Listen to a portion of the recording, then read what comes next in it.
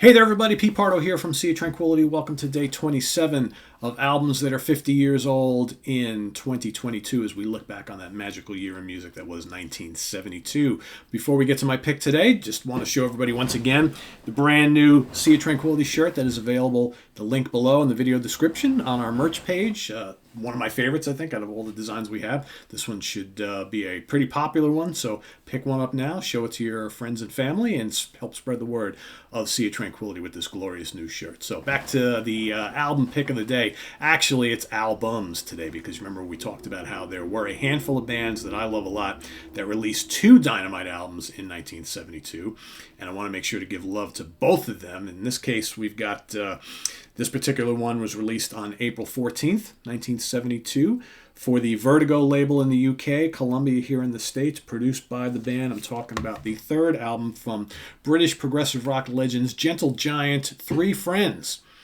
A concept album about three childhood friends who kind of all grow up and grow apart, and their lives kind of don't take the journeys that they really expected they would, right? And how their lives differ from each other as they grow older. But they definitely, as far as the storyline goes, they never actually reunite, or at least that's not what I get from reading the lyrics. But this is the cover of the UK release. Here in the US, inexplicably, we got the same cover as we got on the debut, which, is a fine album cover, I think, but did we need to see it twice? Kind of strange, right? Kind of strange. And I'm not nuts about the UK album cover. I think potentially it could have been great, because I think the idea of it is good. I just don't think it's a particularly great drawing. I don't really care much for the logo. I don't know. It looks kind of cheap to me, but a great album. And this is the first album I ever purchased from the band. This was my introduction to Gentle Giant. So it holds a really... In fact, both of these albums today were the first two that I purchased from the band. So this features the lineup of Gary Green on guitars, mandolin, tambourine, Kerry Minier on Hammond organ, piano, electric piano, mellotron, mini Moog, Moog modular, clavinet, electric harpsichord, vibraphone, bongos, triangle, and lead vocals on a couple tracks. Malcolm Mortimer takes over on the drum kit on this album. You got Derek Shulman on lead vocals on most of the album. Phil Shulman on tenor saxophone, alto saxophone, baritone sax, and lead vocals on a few songs. And Ray Shulman. So you got the three brothers on this album. You got bass, fuzz bass, violins, electric violin, 12-string guitar, and backing vocals. So basically you've got the lead vocals being shared on this album by Kerry, Derek, and Phil, which is the way they did it back in the early days with everybody else filling in the backing vocals. So this particular album, like I said, very special for me. And I think it kind of exemplifies all that was really great about Gentle Giant. All of the earlier albums are a little bit less streamlined as some of the later ones. I would say the post-Freehand album are a little bit more, and they're not accessible by any means, but they're a little bit more, they're a little bit better produced perhaps, and the songs are a little catchier, whereas this early stuff is just very experimental, and you got this mix of like classical, baroque, rock, and jazz, and blues, and avant-garde, all kind of thrown in, chamber rock, all that kind of stuff thrown together. You got Prologue, School Days, Working All Day, yeah, Working All Day, great song. Peel the Paint, it's my absolute favorite. It's one of the heaviest songs they ever did. It's really heavy. It's got a great Gary Green guitar solo. You got Mr. Class and Quality, and Three Friends. Gorgeous track. I mean, there's moments of beauty on here. There's moments of, anger and heaviness, and there's just these... Gentle Giant goes from like these little deft touches and tranquil things to moments of bombast. I mean, just all this kind of crazy stuff happening. Just such a great album. Great album. May even be upstaged slightly by the follow-up. I don't know. I have a hard time like picking one over the other here. I love them both so much. Whenever the topic comes up of favorite Gentle Giant album, it's like, is it Three Friends?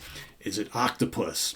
Is it Freehand? Is it In a Glass House? There's so many great albums in this catalog. This particular one came out December 1st, 1972, so not a lot of time in between the both of them. Also Vertigo and Columbia, and produced by the band.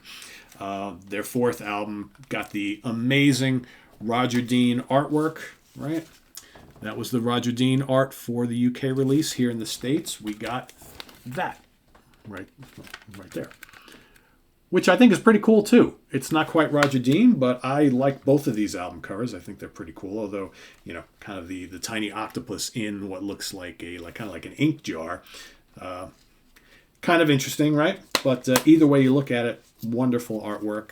I remember specifically going to see Asia and Yes and Carl Palmer and at a concert a couple of years ago in the summer, and Roger Dean was there, and I've met Roger many, many times over the years, and Roger was there signing things and selling prints and stuff like that, and I was wearing my Gentle Giant Octopus shirt, and I came walking up and was like, hey, Roger, what's going on? And he's like, oh, good to see you. And he goes, I love this shirt. It's one of the favorite things that I ever did, and then nobody ever talks about it. I'm like, I appreciate it, Roger. I love Octopus. I think it's amazing. But back to the album. So again, this is the lineup once again of Gary Green, Kerry Minier, Derek Shulman, Phil Shulman, Ray Shulman, all kind of playing the same stuff. But here, new drummer, you've got John Weathers on drums on this album, coming over from the band Man. He plays drums, bongos, cymbals, xylophones, and all sorts of other stuff. And I think basically everybody else is doing basically the same things. Yeah, basically the same thing. So it's basically the same lineup, just new drummer. They had a lot of drum changes early on until they settled on John Weathers for the remainder of their time together. So this is another one, fantastic. This is the remix by Steven Wilson, by the way, which is amazing.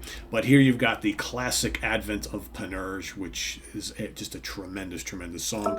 Raconteur, Troubadour, A Cry for Everyone. You got the uncanny knots. I mean, here is so much like really complex musical passages here.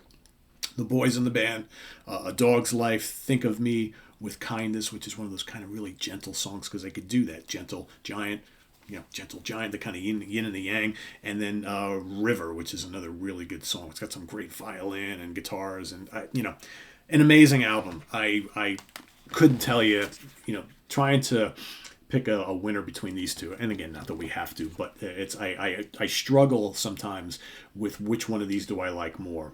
Because everybody always asks, well, I haven't really explored Gentle Giant. Which one should I start with? And I generally don't give either of these two as a starting point, but as a next place to go, yeah, absolutely. So there you have it. Three Friends and Octopus is my pick for today. Let us know what you think about these albums in the comments below, as well as your pick for day 27. And visit us on the web at www.seatranquility.org. We're on Facebook. We're on Twitter. Of course, we're on YouTube all the damn time. See you tomorrow morning with another one for day 28. All right. Thanks for watching. I'm Pete Pardo. Take care, everybody. Bye-bye.